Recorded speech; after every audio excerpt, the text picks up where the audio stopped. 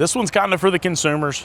There's some videos I've released talking about pricing. I've had consumers message me and say, hey, Lucas, it's not so fair that you can't give us a price up front. And I completely understand how important price is, especially when auto repair is so expensive.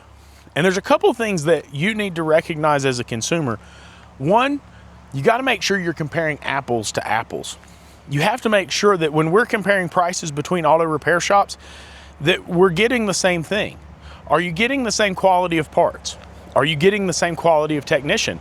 Are you getting the same warranty with the repair? Are you getting the same amenities like loaner cars and things like that? Those are important factors, but there are other important factors too. And the most important of those factors is this. Until an auto repair shop sees your car, they really don't know what's wrong with it. Just today, I saw a comment in a local Facebook group, and somebody said, I want to go somewhere that they don't charge a diagnostic charge because someone else has already told me what's wrong with my car. Now, here's the thing. If I look at your car and I tell you what's wrong with your car, and I'm wrong about that, that is my responsibility. And so if I were to, what we call misdiagnose an automobile, and I've dropped the ball, I go to make a repair and the repair does not fix the car, I take ownership of that. I step up and make that right. Whether it's I do the repair that wasn't needed or did not fix the problem for free, whether it's I do the repair that will fix the car for free because it was more expensive than the original repair, whatever it may be, I'm gonna stand up and make it right for my client. Now, if you bring me a car that someone else has looked at and expect me to fix it, are you going to expect me to stand behind it in that same way? If it doesn't fix the car, are you gonna be upset at me or are you gonna be upset at the other shop? See, that's a risk I can't take as an auto repair shop owner because my reputation is on the line.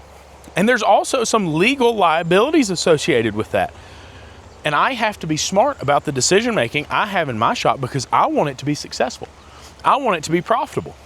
I didn't show up and come to work this morning to work for free. I showed up and came to work this morning to earn a living for my family and to take care of my employees and help them earn a living for their family. And in the same respect, to take care of the consumer and do what's best for them. And so I understand how frustrating it can be when you call an auto repair shop and they won't give you a price. But at the end of the day, you have to understand that we can't give you a price without lying to you. Truthfully, we don't know what's wrong with your car. We don't know what we might encounter when we start working on your car. Is it rusty? Does it have stripped or broken bolts? What are the variables? There's no way to know until we lay eyes on your car. And if I give you a price, I am lying to you.